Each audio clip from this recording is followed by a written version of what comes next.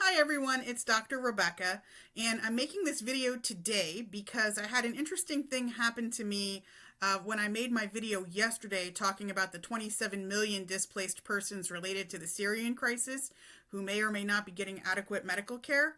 Um, so when I made that video, I just really wanted to put out there some global health data related to the Syrian crisis because I feel like global health data needs to be discussed in a broader array of people discussing it. So I went ahead and I did that. Well, an interesting thing happened. I received an email asking for my recommendations on how to address forced migrations with data from a global health perspective and what my recommendation is. So I'm making this follow-up video to talk a little bit more about my opinions and what I think. But before I do that, I would like to introduce this problem of forced migrations, as well as myself, to those of you who might not know about either the problem of forced migrations very well or may not know me and my work. So first of all, I want to tell you that my research interests are varied, but they are always involving the use of technology, and I do look at things like genocide prevention and refugee health, and other related topics in global health because I love global health.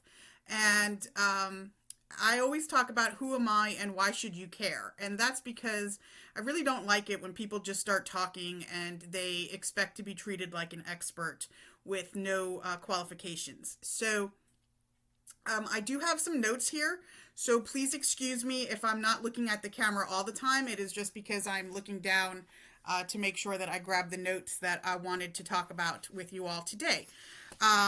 So first of all, I want to talk about myself and who am I and why should you care.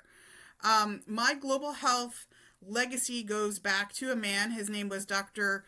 John Oddie. John Oddie was a surgeon and he was also a carpenter, and he built 3 hospitals in China and then took care of patients in those hospitals. Ultimately, he died after treating a man who had bubonic plague, and I believe that this was in 1910, but I would have to go back to the archives to do some research. Dr. Oddie was my grandfather's father-in-law in his first marriage.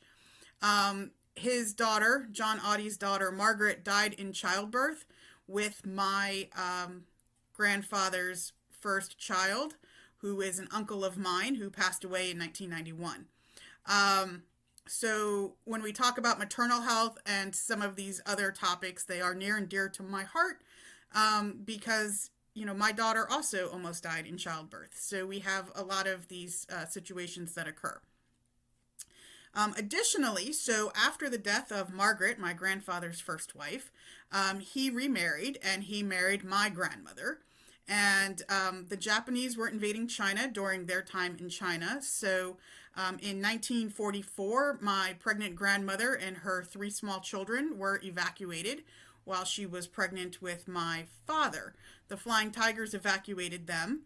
She always talked about how my father was amazingly born at all. She was always surprised he was born at all, let alone born healthy. He was a month late, and he always had bad teeth. But Grandma was a pregnant refugee, and I want you to think about that as I give you some of these data points that we're going to talk about here today.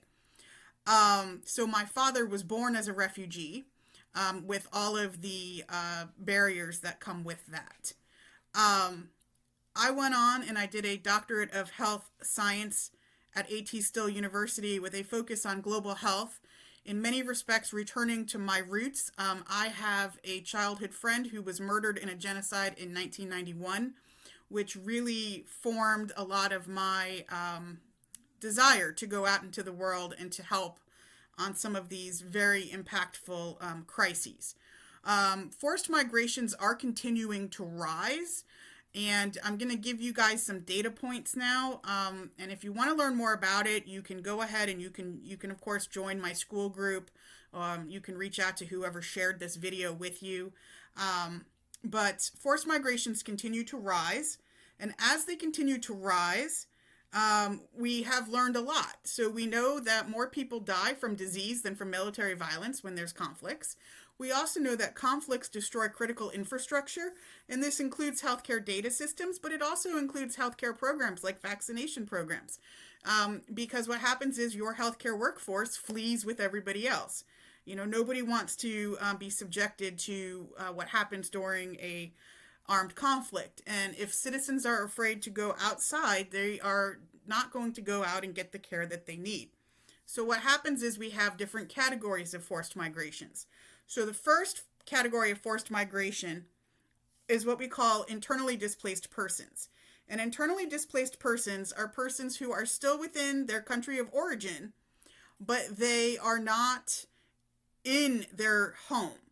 For whatever reason, they had to flee. So an example of this would be somebody who flees Damascus but stays within Syria for whatever reason. Perhaps they go to family where there's less fighting going on. So these are called internally displaced persons. In 2021, there were 51.3 million internally displaced persons around the world. Today, as I'm speaking to you, there are 68.3 million internally displaced persons. This represents 58% of all forced displaced persons. And that is because they stay within their original country, so that's what a lot of people do. We also have people who are called stateless people. These are people that don't have a nation state to protect them. I talked a little bit about this yesterday when I was talking a little bit about I hope the Kurds get to have a voice in what the new Syria looks like. But stateless people, the Rohingya, the Kurdish people, the Koreans, these are people who don't have a nation state. There are 4.4 million stateless people in the world today. Refugees, which of course most people know about when we talk about forced migrations. Today there are 43.4 million refugees. 40% of those are children. Now I want you to think about this because I was just telling you about my father being born a refugee and my pregnant refugee grandmother. Between 2018 and 2023, the UN estimates that there were 2 million children who were born as refugees. And what that really represents is 339,000 children were born per year as refugees. And so they are facing malnutrition and all of these things, not only for their prenatal life, but then for their life after they're born.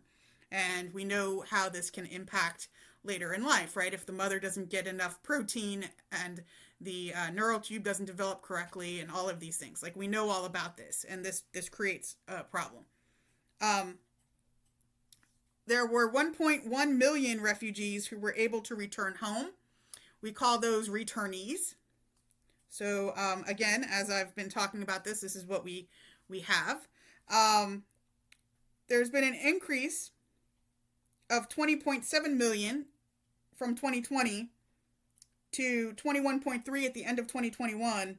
And now we have more than double that 10.5 million that we had a decade ago. I'm sorry, I did that wrong. It's increased from 20.7 million in 2020 to 21.3 at the end of 2021, which more than doubled that incidence from a decade ago of 10.5 million a decade ago. But today we have 43.4 million, which is what I was thinking about when I was thinking there's an increase of about 20 million. We also have 6.9 million asylum seekers in 2023 and 4.6 million in 2021. So that's increased as well. And not all refugees become asylum seekers, but all asylum seekers were refugees at one time. And these are people who seek asylum in another country. Yesterday, you all heard me talk about 27 million Syrians may not be getting appropriate medical care or may be receiving care in an environment that is not familiar to them. So this is because forced displacements rather, they increase every 12 years, it seems. And of course, refugees have tripled in the last decade. And unfortunately, we live in a time where We have more than 100 million forcibly displaced persons. Currently, there's 117.3 million. In 2021, there were 89.3 million. In 2021, there were 1 in 78 people on the planet was forced to flee their homes. That's what this data represents. But today, as I'm talking to you, that's 1 in 69 people. And I talked about this a little bit yesterday when I said for clinical care teams, this means 1 in 69 people on the planet might not be receiving adequate medical care. And that's the part that becomes really frightening for people. So now to the request that this person made of me to go ahead and talk about what I recommend. What I would like to see is a central repository where we can look at not only these migrations and these types of situations, but we can also look at the data for immunizations and diseases and other types of things, not only for the population, but when we're looking for new pathogens for pandemics. Because, for example, the last pandemic we had, it was mostly tracked as unknown pneumonia. But if we had been tracking those symptoms, we might have been able to catch on a little earlier.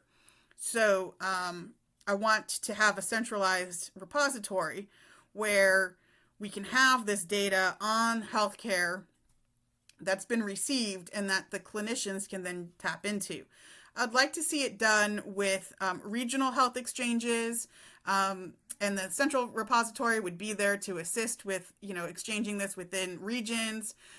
Many people who are displaced go to a neighboring country. So that's why I think regional would be nice. But again, there are some that then just leave and go to a totally different country. And so it would be appropriate to be able to have those exchanges talk to each other a little differently. I would also like to see, in addition to that, some more interoperability work so that these systems will talk to each other more effectively. And I could talk all day about some of these key points that I think are important. I think that with the trend in wearables and some of the other trends that we have going on with technology, we could certainly look at how to do a better job. And that was a frustration for me when I was an academic researcher, was we weren't really focusing on where this data can be used and how we can find it. Because if I'm leaving my home, I might not take my immunization records, right? I might not even have them. And some governments do not have their data open to the public. And some governments, let's face it, their data is just not very reliable. And then, of course, you have failed states. And you're going to hear me talk about failed states quite a bit if people keep requesting that I talk about global health, because I really feel like failed states make many, many problems for us. And as an international community, we just have to do better. We really have to look at, how can we make this a better situation? So that is my recommendation. I would like to work towards being able to have this data available. I think a centralized repository is great for lots of things, but it's also kind of dangerous because it's a single point of failure. So I would like to see some other opportunities. But I would like to see, just like we have in the United States, we have a lot of health exchanges and things like that for talking to each other. I'd like to see this on a more global scale. And even when I was working COVID response, we had some people from Canada that we had to figure out, how do we get this data to Canada, or what do we do with it? So I think it would be helpful from multiple standpoints if we could create a global health network that really works on keeping this data in a much more meaningful way. So if you want to learn more about my thoughts, please let me know. But also feel free to join my school group where I talk about global health data, and we can go from there. Thanks.